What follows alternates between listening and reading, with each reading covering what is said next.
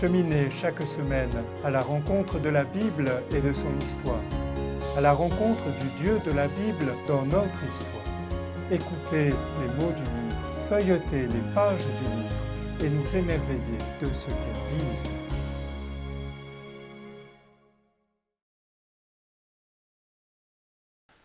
Dans la Bible, le livre des livres, les messages prophétiques ne consistent pas qu'en des paroles. Quand Jérémie, sur l'ordre de Dieu, annonce la chute de Babylone, il ne dit rien. Il écrit publiquement le nom de la ville sur une lettre, y attache une pierre et jette le tout dans l'Euphrate. Le roi, successeur de David, auquel Jérémie adressa les menaces divines contre Juda et Jérusalem, voulut contrer l'effet des paroles prononcées.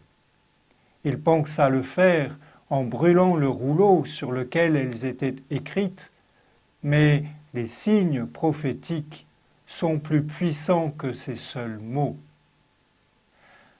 Un autre jour, Jérémie brise une cruche à la porte dite des Tessons. Même si personne ne le sait encore, la destruction est en route. Plus tard, pendant le siège de Jérusalem, il achète un champ. Il veut ainsi faire voir que Dieu est déjà à l'œuvre pour susciter une vie nouvelle alors que s'affirme la ruine. Si Qoéleth, dans son admirable poème sur l'ambivalence du temps, peut constater paisiblement qu'il existe un temps pour planter et un temps pour arracher le plant, un temps pour saper et un temps pour bâtir, Jérémie aura déjà expérimenté dans sa vie de prophète la coexistence et le conflit de ces contraires.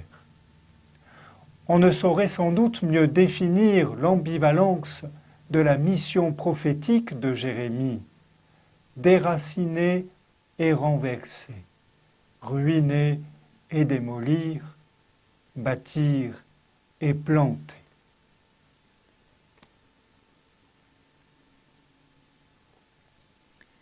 Jérémie se procura donc un rouleau et le remit au secrétaire Baruch, fils de Néria.